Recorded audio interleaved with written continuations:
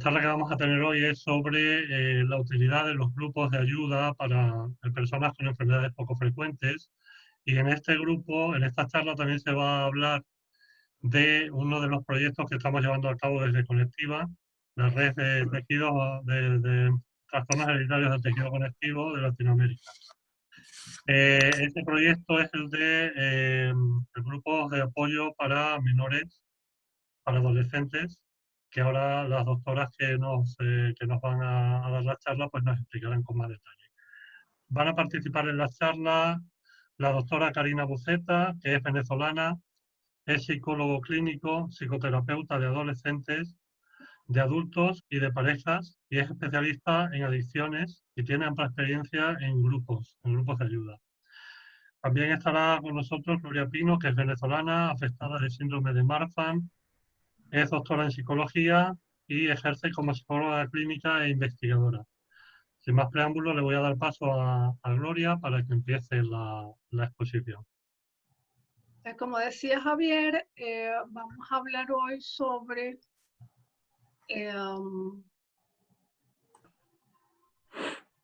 la utilidad de los grupos de apoyo en el caso de las personas con enfermedades poco frecuentes. Y muy específicamente, muy especialmente en el caso de los trastornos hereditarios del tejido conectivo.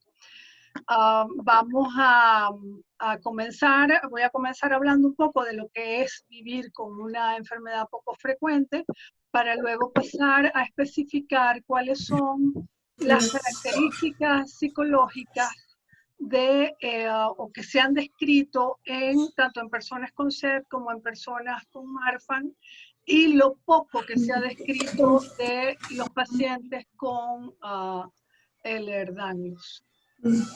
Además, voy a finalizar mi parte. Por favor, quien tenga abierto el micrófono, si lo puede cerrar.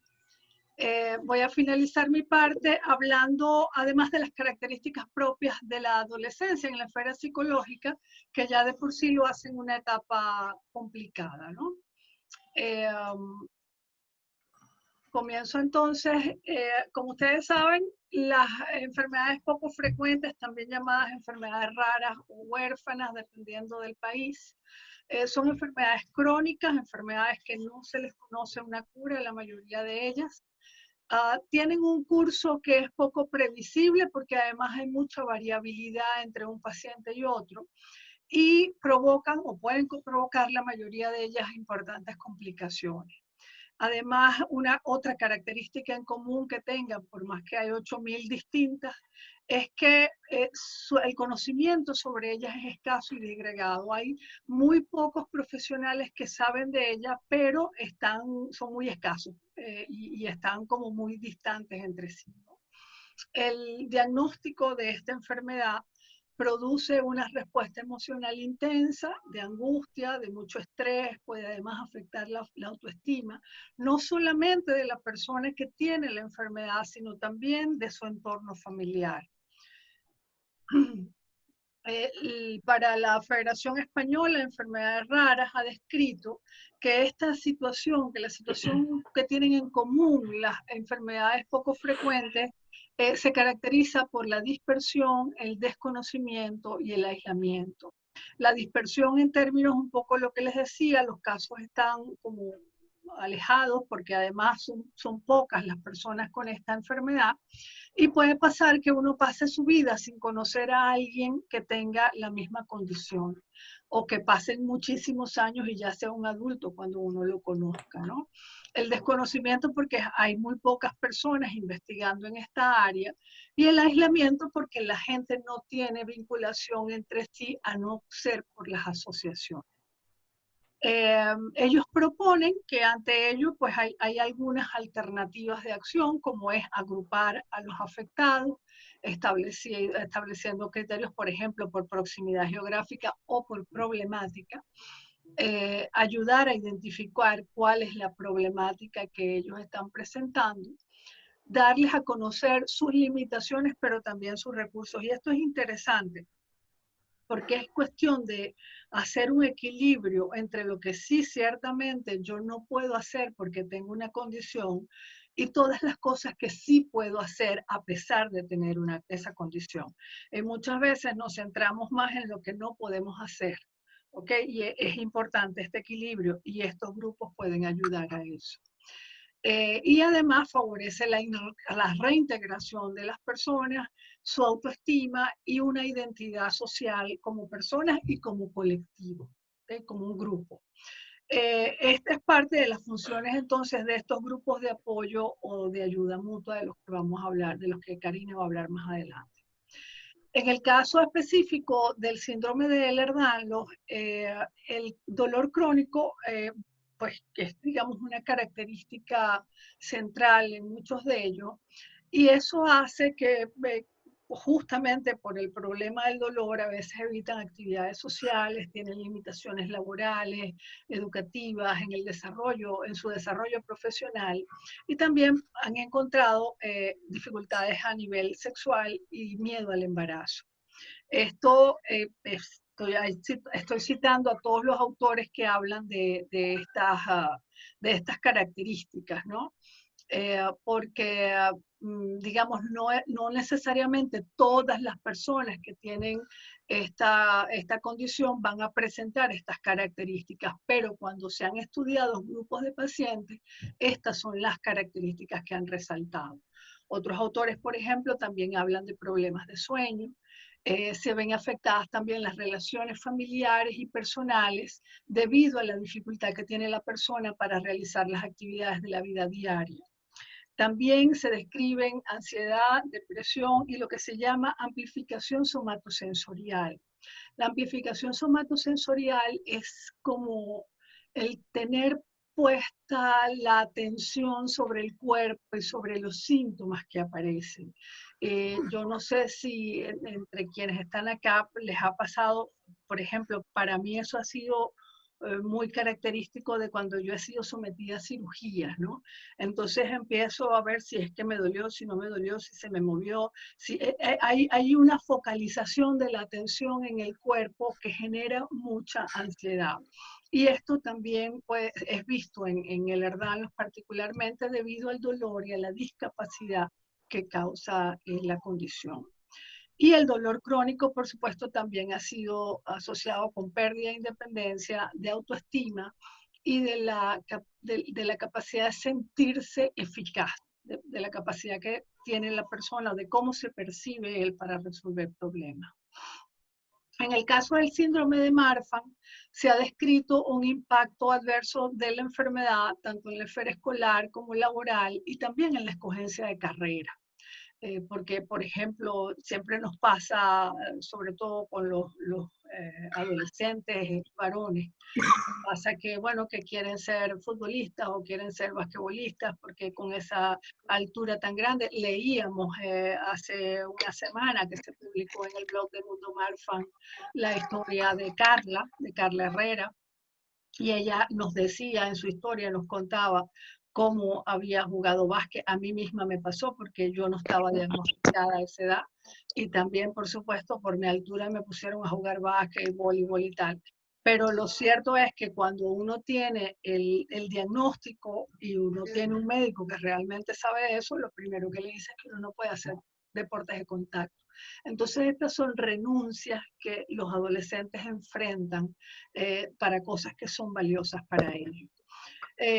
Sin embargo, a pesar de ello, en los afectados de Marfan se ha visto una adaptación exitosa a su condición y una calidad de vida global adecuada. En lo relativo, en el área emocional, se han observado depresión, sobre todo más en mujeres que en hombres, sin embargo, no es diferente de la prevalencia de depresión en la población general. Esta depresión puede estar asociada a sentirse discriminado a propósito de su condición.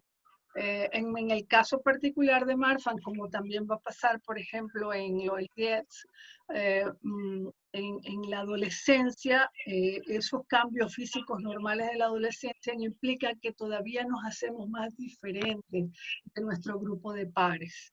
Y entonces pueden, pues, te ponen sobrenombres, te ponen motes porque eres muy largo, porque eres muy alto, porque eres muy delgado. Y entonces eso puede impactar en que la persona no se sienta integrada o aceptada por su grupo de referencia, que es sumamente importante en la adolescencia. También tenemos que la capacidad para adaptarse a vivir con una enfermedad crónica, que ya les había comentado antes, depende de aceptar las pérdidas de algunas de las funciones, pero al mismo tiempo de desarrollar las habilidades y los cambios que podemos hacer en las rutinas diarias, de manera que podamos manejar los síntomas de la enfermedad y afrontar lo que la enfermedad nos pide en términos de tratamiento. Entonces, el lograr este equilibrio es muy importante, que la persona vea que no solo son pérdidas, que no solo son, no solo son limitaciones, sino que también hay un campo amplio de posibilidades, de cosas que sí podemos hacer a pesar de tener una condición. Y bueno, los grupos de apoyo pueden ser una excelente herramienta para a través de la interacción entre los chicos lograr este equilibrio. En el caso del síndrome Lois-Dietz solamente conseguí una descripción muy general que no es precisamente en estudios con grupos de personas con esta condición, sino que son simplemente afecciones, cosas que le pasan a toda persona con una enfermedad rara, que el diagnóstico puede afectar a las relaciones con los padres y entre los padres, entre los cónyuges, también con los hermanos, la familia extendida y otros grupos de apoyo, aunque no sean familiares. Que se requiere asistencia para comprender la importancia de cumplir el tratamiento, y eso es importante porque muchas veces me han consultado, pero es que él de pequeño, él hacía todo, lo llevábamos a sus revisiones y él todo lo hacía, y él, sí, pero en la medida en que va siendo adolescente, él empieza a tomar autonomía y a veces se revela porque es adolescente. Entonces se revela contra esta cuestión de ir al médico. Imagínense que está anticoagulado, entonces tiene que hacerse los exámenes de sangre periódicamente, o tiene que tomarse medicamentos que no quiere, o tiene que hacer algún tipo de fisioterapia que tampoco quiere, y esto entonces puede ser conflictivo en el tiempo de la infancia, ¿no? Perdón, de la adolescencia.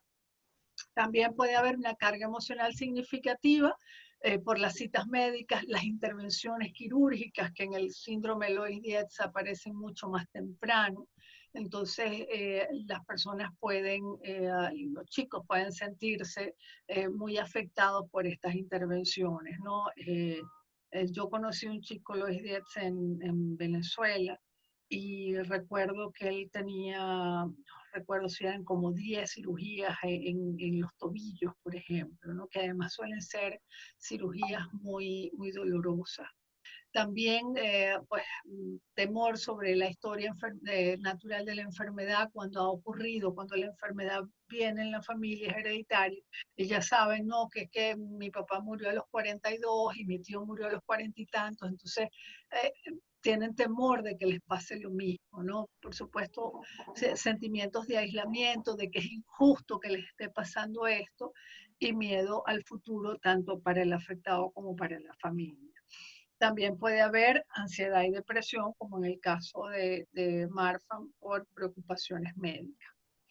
Y ya para finalizar esta primera parte, que es la que me corresponde, también quiero hablarles de las características propias de la adolescencia, porque es la propuesta que tenemos para el grupo de apoyo, ¿no? Un poco la idea es que la adolescencia de por sí es un periodo que implica muchos cambios, y esos cambios pueden generar conflictos que son normales porque son frecuentes en la adolescencia, pero que esto se ve amplificado cuando uno tiene una condición como las descritas, ¿no? Entonces, bueno, van a haber cambios físicos como crecimiento y desarrollo sexual, que en nosotros implica que ya no solamente éramos los más altos de la clase, sino que ahora vamos a ser muchísimo más altos, porque nos damos un estirón inmenso en ese momento, ¿no? Yo siempre le cuento a Javier que en una de las primeras fiestecitas que yo fui siendo adolescente, un chico me sacó, yo estaba sentada y un chico llegó y me dijo que si quería bailar. Yo creo que el chico no medía 1,50. Y yo me lo quedé mirando y le dije que él no quería bailar conmigo. No, tú no vas a querer bailar conmigo. Y me decía, pero ¿por qué? Pero tal. Y yo me paré y por supuesto él se puso colorado y se fue. Y yo me volví a sentar también muy apenada. Porque por esas diferencias, cosas que además tú no tienes ningún control. Yo hubiera querido en mi adolescencia tener un botón donde decir, pare de crecer. Así como pare de sufrir, bueno, pare de crecer, no quiero crecer más. Hay mucha vergüenza por la apariencia sensorial, perdón, la apariencia personal, por ejemplo, en el caso, y de nuevo les pongo mi ejemplo porque sé que esas cosas pasan. Para mí, yo escondí mis manos y si ustedes, algunos de ustedes vieron la conferencia anterior, las fotos que yo puse de mi pequeña que tenía 4 años y tanto, yo estaba con las manos escondidas, porque ya yo a los 4 años tenía la conciencia de que mis manos eran muy grandes. Hasta que un queridísimo amigo me dijo, empezando la universidad, se me quedó mirando las manos, yo las escondí, me dijo, ¿por qué las escondes si son preciosas? Ojalá tuviera yo esas manos, y desde ese día no las escondí más. Pero bueno, hay mucha dificultad con eso, ¿no? Necesidad de adaptarse a estos cambios que son tan grandes y tan fuertes en nosotros, el desarrollo y consolidación de nuestro concepto de nosotros mismos, de lo que pensamos y del valor que nos damos como personas, que está muy ligado a la imagen corporal. Entonces, si nosotros logramos intervenir en ese proceso, favoreciendo un buen desarrollo del concepto de sí mismo, vamos a proteger mucho la autoestima de esas personas. Y bueno, que es una época de desarrollo e independencia emocional. Entonces, por eso se da este proceso de no quiero ir al médico, no me quiero hacer el tratamiento, no quiero hacer esto, porque eso es propio, esa rebeldía es propia de la adolescencia. Pero bueno, hay que aprender a lidiar con eso. Entonces, los voy a dejar ahora con Karina, que les va a hablar de los grupos. ¿Ok? Déjenme ver cómo es la cosa. No, espérate. Karina, ¿dónde estás? Aquí está. ¿Me escucho? Sí, Todavía no. no, sí te escuchas. Lo que estoy viendo es cómo hago para que compartas pantalla. Ajá.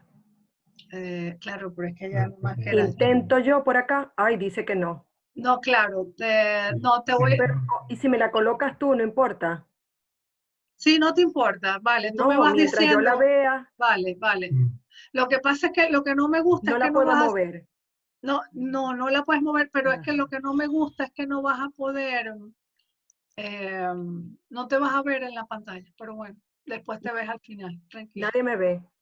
Eh, Yo me veo, tú ¿no? te ves, pero Pero se los está demás no. grabando aquí, déjame buscarte. Espera. Ajá. Ajá, ahora sí. Fijar el video. Eso, ahora sí. Perfecto. Te pongo la pantalla completa. Sí le vemos, dice Giselle. Es porque Ajá. no me presenta. Este sí es chévere. Mira, ahora no me presenta, no me permite presentar. ¿Por qué? No. Ok. No, ya no está compartiendo la pantalla. Vale, mi amor, pero no va a Pero poder la ser está pantalla. compartiendo. No. Pero es que La- ahora no me presta atención. Ahora simplemente voy a dejar de compartir pantalla y vuelvo a empezar. Ya va. Ajá. Vamos otra vez. Aquí está. Es que estaba, claro, pero no se me enseña. Donde estaba justamente, la siguiente es la mía. Te voy. Exacto, aquí, ya empiezas tú. Ajá. No está, pero no está compartiendo pantalla. No, verdad, porque la dejé de compartir, parezco boba. Yo te voy avisando y tú la vas moviendo.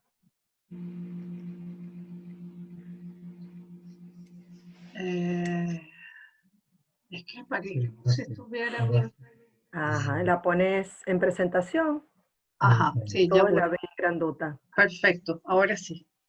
Bueno, buenas tardes, buenas noches. Hola a todos. Gracias a la invitación de mi amiga y profesora eterna Gloria, muy popular y conocida y querida siempre en todas las universidades allá en Venezuela, por cierto. Ajá, justamente por todas las cosas que nos explicaba Gloria, ¿verdad? Hace un rato, las características de los adolescentes en general. El cambio es en todas las áreas, principalmente a nivel cognitivo, los pensamientos, a nivel emocional, el manejo de las emociones, ¿verdad? Porque hay cambios a nivel hormonal, hay cambios a nivel físico, y más todavía por todas las características que Gloria nos ha explicado muy bien de los trastornos hereditarios, del tejido conectivo y bueno, las enfermedades raras, se considera de gran importancia el poder establecer grupos, tanto grupos de apoyo mutuo como grupos de apoyo o de atención profesional, porque estos puedan dar herramientas y estrategias a estos, en este caso, tanto a las personas afectadas como a su familia. Particularmente nosotras hoy vamos a hablar de la propuesta del grupo de apoyo para jóvenes, que es con el que vamos a comenzar. Sin embargo, bueno, sabemos que lo que es la potencia del grupo, de escucharnos, de escuchar otras personas que tienen nuestro mismo problema, tiene un impacto mucho más grande que el apoyo individual. O sea, claro, todo depende también de la necesidad del momento. Por otro lado, otra justificación de la estrategia que nosotros queremos introducir en este momento o ofrecer pues, a la población de adolescentes, que son los grupos de apoyo, son un espacio para compartir, un espacio para expresar sentimientos, pensamientos, conductas que nos están afectando, como decía Gloria, en diferentes áreas, puede ser a nivel laboral, puede ser a nivel del colegio, académico, a nivel físico, cómo me estoy sintiendo, como para enfrentar estos cambios de la vida también. Es una posibilidad que nos da de compartir, de escuchar a otras personas, de saber que no estoy solo, pues que no soy el único que le está pasando esto. Y por otro lado, en el caso de los grupos de apoyo ya de índole profesional, o sea, que tienen los profesionales de la salud, en este caso mental, tendrían la posibilidad de recibir herramientas, digamos, científicas, comprobadas, que les pueden ayudar. Y por último, un elemento súper importante que es el contacto social. En este contacto social podemos crecer a través del otro. Podemos darnos cuenta de que el otro a lo mejor ha pasado por algo que yo no he pasado, o ya él transcurrió, ¿verdad?, ese momento y me puede dar herramientas, recomendaciones. Y por otra parte, el elemento fundamental en las relaciones interpersonales, que es la empatía. O sea, podemos desarrollar el ponernos en el lugar de los otros. ¿Ok? Vamos a continuar. Cari, nos quedan 8 minutos para que se corte. Entonces, Okay. lo que quiero es que sepan que cuando se corte, volvemos a usar el link y volvemos a entrar. Muy bien. Si puedes pasar a la otra. Ok. Un poquito la diferencia entre dos grupos que son de suma relevancia cuando se trata bueno, en cualquier situación que queramos ayudar, bien sea trastornos, ¿verdad?, hereditarios, bien sea enfermedades raras, situaciones muy particulares en la vida en donde el problema sea común, se pueden utilizar los grupos de apoyo mutuo. ¿En qué ayuda? Número uno, cubre necesidades sociales porque está un grupo compartiendo, hablando, intercambiando lo que les ha pasado. Afectivas porque ese es el momento de sentirnos apoyados, de sentirnos afectivamente apoyados. Por otra parte está el valor de la experiencia de cada uno en los grupos de apoyo mutuo es muy importante, porque a pesar de que en estos grupos de apoyo mutuo no hay profesionales, lo que tenemos en común es que son todas personas que están pasando, digamos, por enfermedades similares o trastornos similares o una condición particular y pueden compartir lo que les ha pasado. O sea, la experiencia pasa a ser algo muy importante para poder ayudar a otros. Y por último, en los grupos de apoyo mutuo, algo que es sumamente relevante es que se abandona el rol del enfermo, porque empezamos en algún momento a ayudar al otro, no solamente a hablar de mi problema, sino a poder usar mi experiencia, lo que yo he vivido para poder compartirlo, y allí es donde dejamos de ser o de tener este rol de enfermo y de tener corresponsabilidad en mi situación, en mi condición. Los grupos de atención profesional, por otro lado, podrían cubrir una necesidad sanitaria, es decir, si hay la posibilidad de que haya un profesional de la salud, en este caso de la salud mental, dando recursos, herramientas, pues se aprovecha y se utiliza para la ayuda de estas personas que están pasando por un problema en común. La posibilidad de tener conocimiento académico, o sea, la experiencia o las intervenciones en este caso están basadas en la experiencia profesional y no solamente en la experiencia de ser persona afectada o paciente. Y también el grupo de apoyo profesional es necesario cuando la situación o lo que estamos viviendo supera la posibilidad de que yo con mis propios medios y mi experiencia lo pueda lograr. Entonces necesito recurrir a un personal ya profesional que haga intervenciones más científicas. Pasamos a la otra. Bueno, y algo que es importante, ambos son buenos. Como lo dice, ¿verdad? Esta guía que es bien importante de ayuda para la salud mental, ambos se complementan. Lo que no me puede dar, por un lado, el grupo de apoyo mutuo, porque no hay esa parte profesional, me lo puede dar la parte profesional, pero lo que no me puede dar la parte profesional, porque no cuenta con la experiencia vivida de la enfermedad, lo puede dar el grupo de apoyo mutuo. O sea, lo importante es saber que ambos se pueden complementar. Y bueno, el programa de apoyo psicosocial que les queremos presentar, esta propuesta, ¿verdad? Es muy importante saber que la ayuda psicosocial es verbal y no verbal.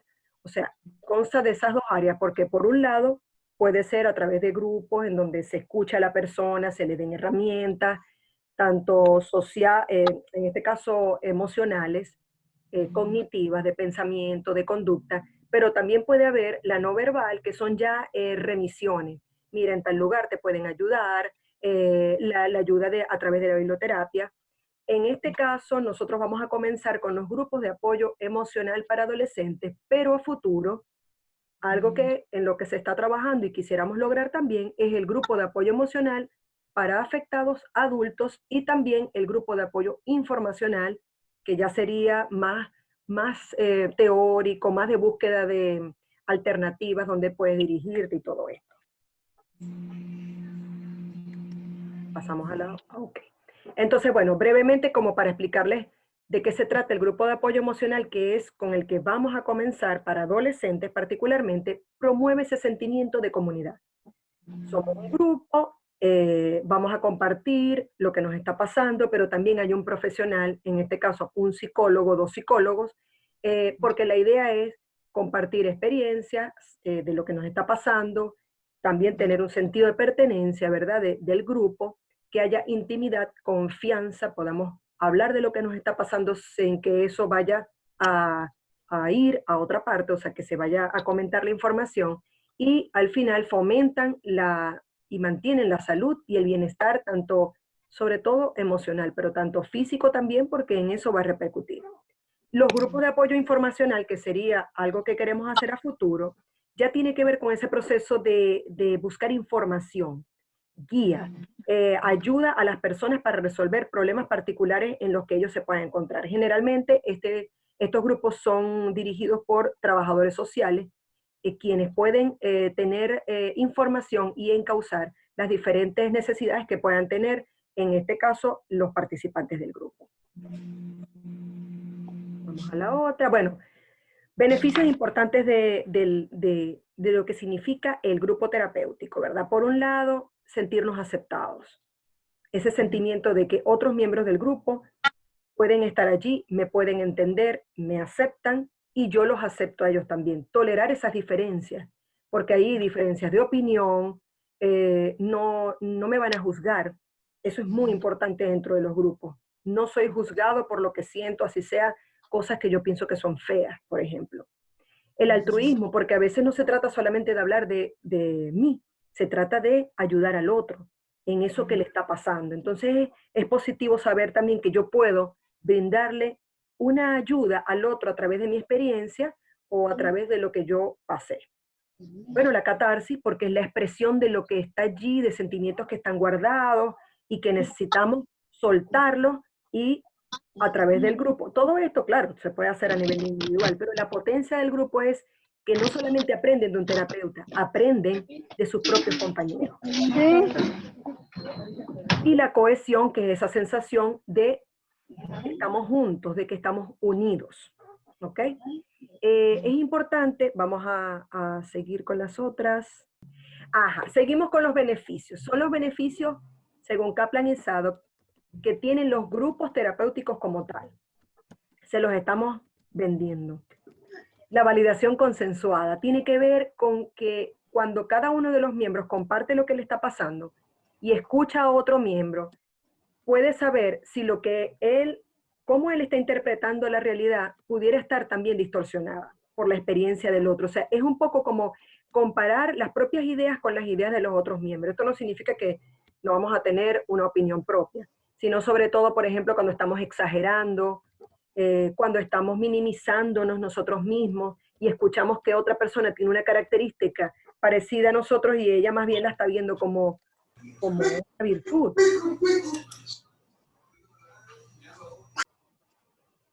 Ajá, bueno, hay preguntas, creo que será para luego, ¿verdad? Sí, sí. O por otro lado, el contagio. El contagio sería de la emoción. O sea, por ejemplo, vemos una persona que sí es capaz de expresar la tristeza y revienta en llanto, y generalmente el otro de repente dice, no, yo no voy a llorar porque yo soy duro, pero al ver la autenticidad de otro miembro del grupo, en el caso de la tristeza, pudiera otra persona sentirse contagiada. También con el caso de la alegría y la risa. O sea, es un poco, no es que nos vamos a estar contagiando de todo, sino como abrirnos también a través de la experiencia del otro. Y por supuesto, algo que a mí me parece sumamente importante, la empatía, porque es esa capacidad de ponernos en el lugar del otro, de no juzgarlo, de entenderlo a través de su marco de referencia, que a veces, por más que tengamos el mismo trastorno, la misma condición, puede ser muy distinta. Y eso hace que juzguemos menos, y al juzgar menos también finalmente nosotros nos aceptemos más. Porque cuando nosotros andamos criticando a los demás y vemos siempre lo negativo, finalmente algo de eso yo hago conmigo.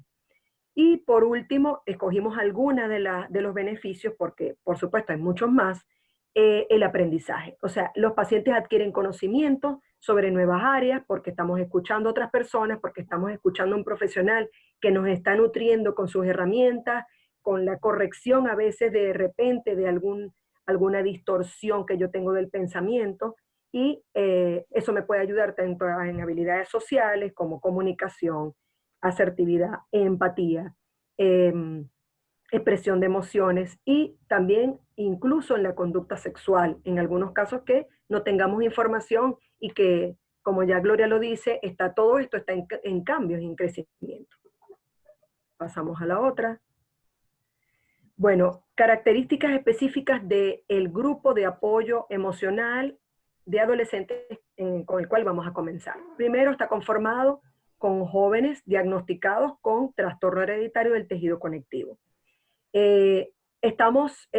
Queremos como que colocar edades en particular.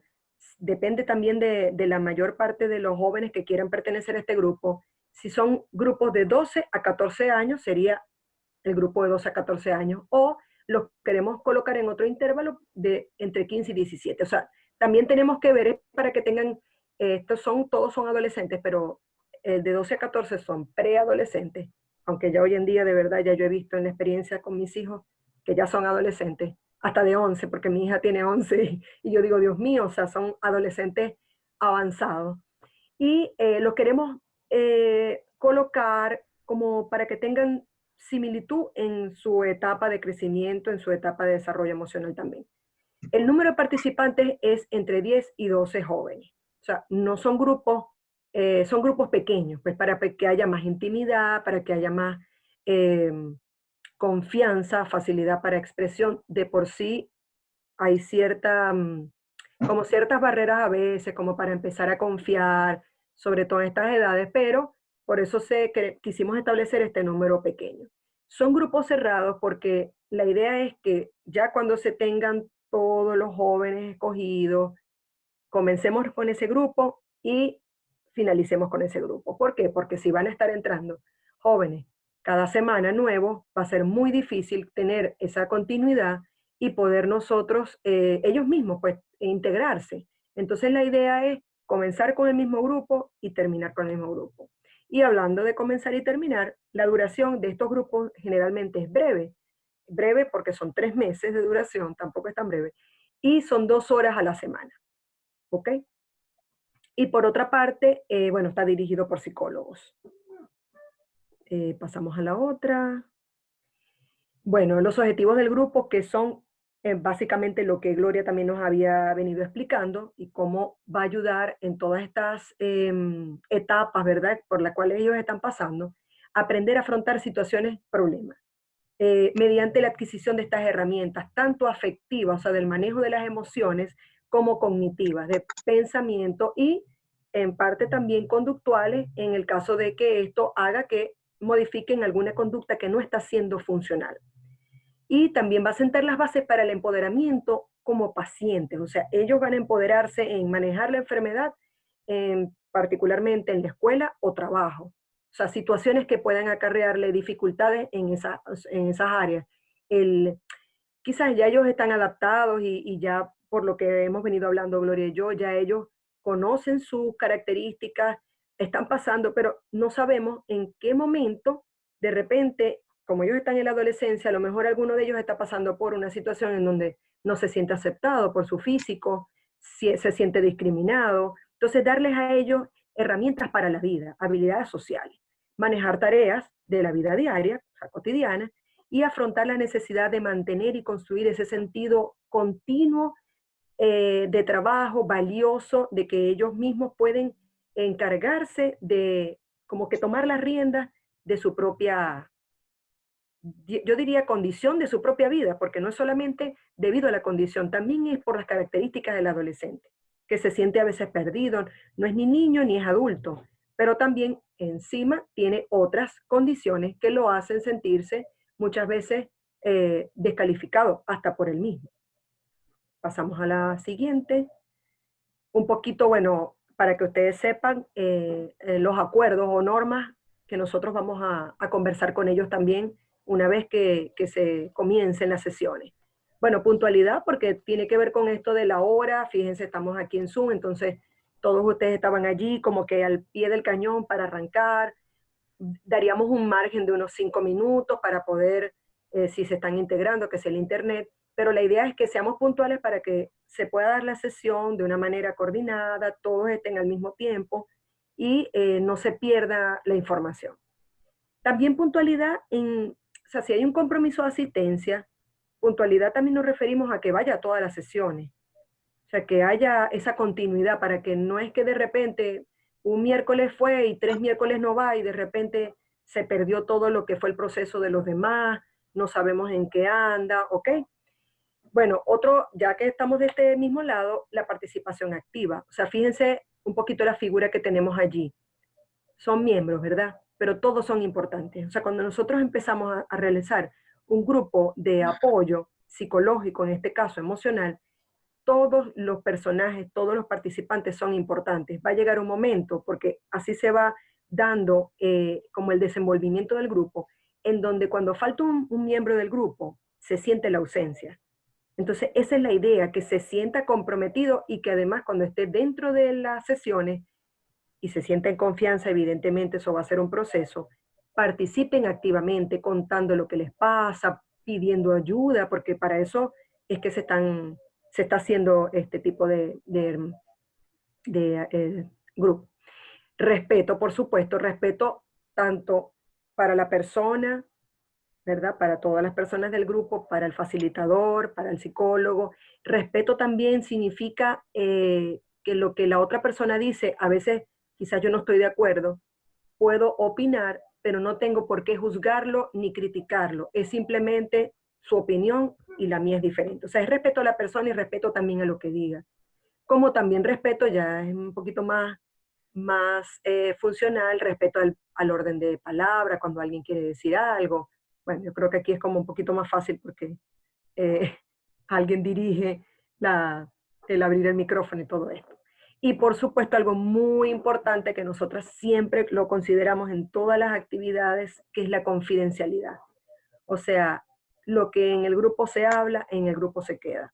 Eso se lo vamos a pedir a ellos para que no haya como esa conversación externa. Mira, ¿te acuerdas cuando pasó esto en el grupo? Porque puede ser que ellos se conozcan o bueno, finalmente se hagan amigos. Esto puede pasar.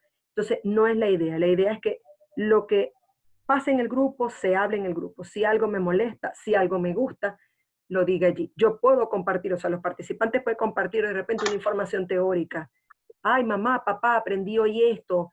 Hoy hablaron, no sé, de la autoestima, del autoconocimiento, de la inteligencia emocional, pero ya hablar de lo que dice un compañero, sabemos que es algo bastante delicado y que pues queremos que eso se respete. También esto es el marco de referencia para que la persona se sienta en confianza de poder hablar, de poder expresar, porque a veces no es con palabras, sino que es corporalmente de algo que ellos están sintiendo.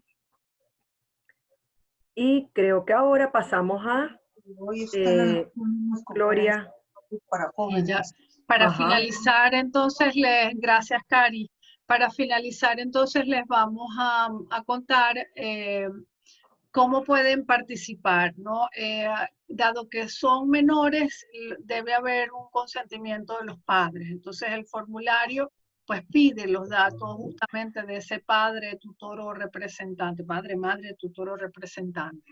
Una vez que llenen el formulario, básicamente les pedimos los datos generales para entrar en contacto.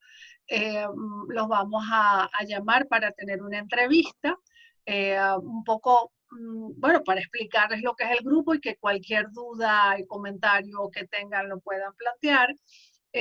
Si los padres están de acuerdo, deben firmar un consentimiento de que están de acuerdo en que el hijo participe en esa actividad. Quería decirles, porque como va a ser por una plataforma de estas, probablemente alguna que no se corte, lo que sí quiero que quede claro es que las sesiones no van a ser grabadas, justamente por lo que hablábamos de la confidencialidad. Quien quiera mayor información puede ir a la página web de Conectiva o puede escribirme también a gloria@mundomarfan.org. Y el formulario lo van a tener allí, lo vamos a poner también en las redes sociales. Ok, bueno, vamos a pasar ahora a la sesión de preguntas y respuestas. Voy a ver si hay algunas preguntas por aquí.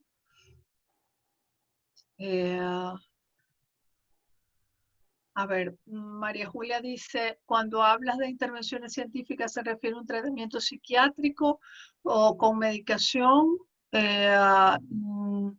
Nosotras al menos no en estos grupos, primero porque no somos psiquiatras, sino que somos psicólogas, así que que ni siquiera son intervenciones, las estrategias que se usan en el grupo son estrategias de índole psicológico.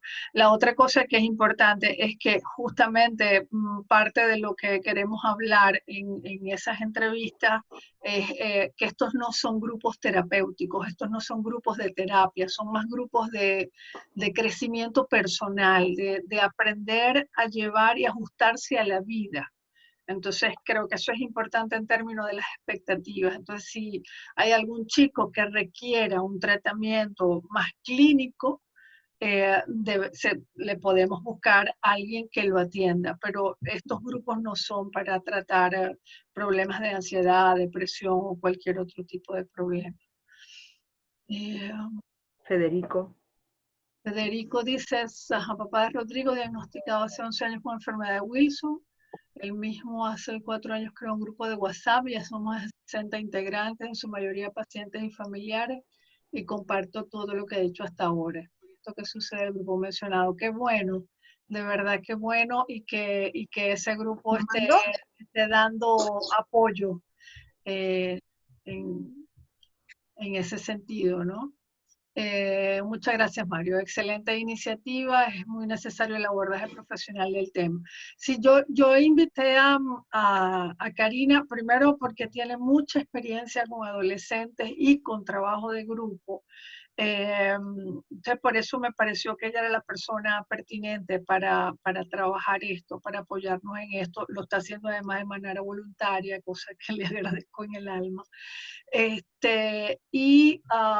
Porque nosotros hemos recibido, digamos, es una constante cada cierto tiempo, los padres que nos hablan oye, que es que tengo mi muchacho adolescente, que, ¿sabes? Y es más o menos el mismo cuento oído cada cierto tiempo. Entonces, por eso alguien nos decía el otro día en una de las reuniones colectivas que también esto era importante para los padres, y claro que lo es. Claro que lo es. Y bueno, vamos a trabajar en tener otro grupo para adultos, donde puedan participar tanto padres como afectados adultos. Pero me parece que por ese proceso del que hablábamos, que es la adolescencia, creo que había que empezar por ahí. Maite, los felicito por el trabajo que están realizando. También sería bueno en un futuro hacer apoyo para familiares, lo que hablábamos, de pacientes con enfermedades raras. En la mayoría de los casos la familia no sabe cómo manejar la situación del paciente, puede causar daño sin querer o por desconocimiento. Es cierto, Maite. La verdad es que, bueno, no, creo que no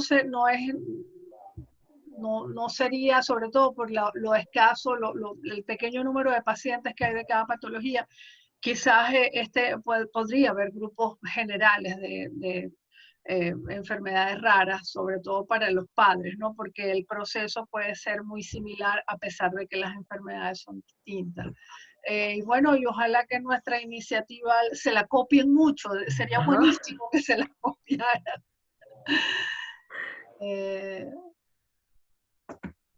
María Julia. María Julia. Bueno, es que volvieron a copiar. Entonces sí se vieron, es la misma pregunta que había hecho antes. Se nota que lo es. Gracias, Karina. Tengo una hija de 11 años con el Herdalos y el grupo de apoyo es dirigido a una población específica de algún país particular. No, de ningún país en particular. Es para Latinoamérica. Es decir, que de cualquier país. De 11 años podemos conversarlo un poco, bueno, si quieres, Karina, para no estar hablando yo aquí como una lora.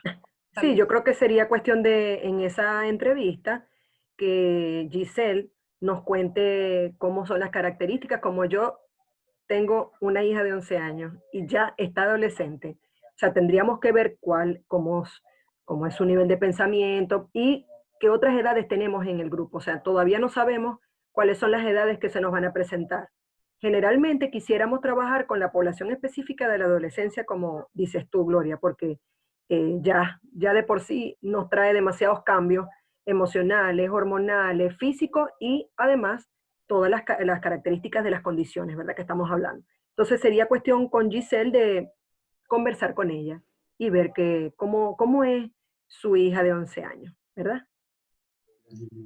Entonces, Giselle, puedes llenar el formulario y pues con mucho gusto. Sí, les agradecemos a los que están presentes aquí de las asociaciones que compartan el formulario, que le digan a sus asociados.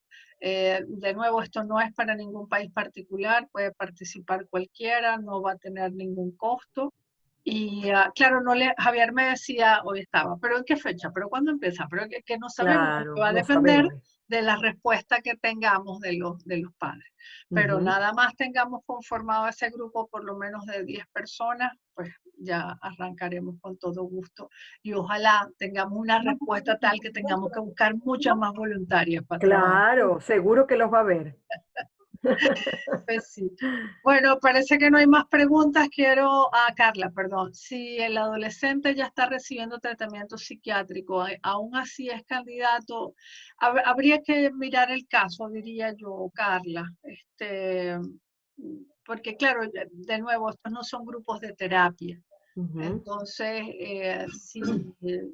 si es un chico que está en tratamiento psiquiátrico, mira, son grupos de 3 meses y ya después abriremos otro que habría que verlo, pero quizás en este momento no, pero más adelante, cuando él esté, pues ya su tratamiento esté haciendo efecto, porque es un tratamiento pues largo. pues con mucho gusto. Pero sí, digamos que es importante separar, quedar claro que estos no son grupos terapéuticos, no son grupos clínicos. Claro, yo quiero aclarar algo. Como yo hablé en un momento, y puede ser también allí la confusión, en un momento yo hablé de los beneficios del grupo terapéutico. Claro, como grupo de apoyo emocional va a tener estas características. Por eso no expliqué todas las condiciones que hablan ellos, porque ellos hablan de muchos otros beneficios que tiene el grupo terapéutico como tal, que es cuando ya hay trastornos más emocionales, psiquiátricos, en donde hay que tratarlos con esta continuidad. Pero tomamos algunos de los beneficios porque son grupos de apoyo emocional, como decía Gloria, para expresar lo que sentimos, pero si ya tienen, digamos, una patología, en este caso, como estamos hablando, que ya va al psiquiatra o que tiene depresión, quizá es mejor seguir con ese abordaje que él está teniendo a nivel individual, porque los grupos son como más para situaciones cotidianas del cambio de la adolescencia, ¿ok? O sea, por si acaso hubo confusión por lo que yo decía. Exactamente. Y bueno, finalmente María Delfina nos da las gracias desde Guatemala, ¿no? Gracias a ti por estar, por acompañarnos hoy y de nuevo ojalá se pueda replicar allá. Qué bello. También. Y Mira lo que dice Carla. Sí, sí, Carla escribió una bellísima entrada para nuestro blog el fin de semana pasado, se publicó, donde justamente ella hablaba de cómo ella se había sentido en la adolescencia y recibió muchísimas respuestas muy empáticas y de, oye, es que pareciera que estabas describiendo mi propia vida, ¿no? Por lo que creo que es una experiencia común en muchos de nosotros, el estar, el pasar por ese proceso y todo ese cambio corporal y Y tú sentirnos me lo decías, ¿te más acuerdas? raros que de costumbre. Tú decías también lo que dice Carla, ojalá yo hubiera tenido un grupo así en mi adolescencia, si supiera también lo que tenía, ¿te acuerdas? Exactamente. Y bueno, y Carleana que nos da las gracias a las dos, y yo le Ay, doy las tan gracias a ella bella. porque ella fue la que te sugirió. Yo, claro, Karina, por supuesto. Nuestra amiga Carleana Gracias, también. Carle, por haber metido a Karina en esto. Gracias. Bueno, ya van a ser las 10 de la noche, así que ya cubrimos nuestra Ay, Dios horita. mío, a Bueno, descansar. digo que ya las 10 de la noche aquí, ustedes todavía tienen Tuya, un día por claro. delante. Les quiero dar las gracias, bueno, gracias a Karina de verdad por acompañarnos en esto. Quiero dar las gracias a los participantes, quiero agradecerles que compartan la información e invitarlos para el primer domingo de julio, que tendremos al doctor Juan Francisco Calderón hablando de genética en nuestra próxima actividad de formación. Marita Waters, Maite se despide. Marita Waters también dice felicitaciones y contenta de pertenecer a este grupo. Hasta luego.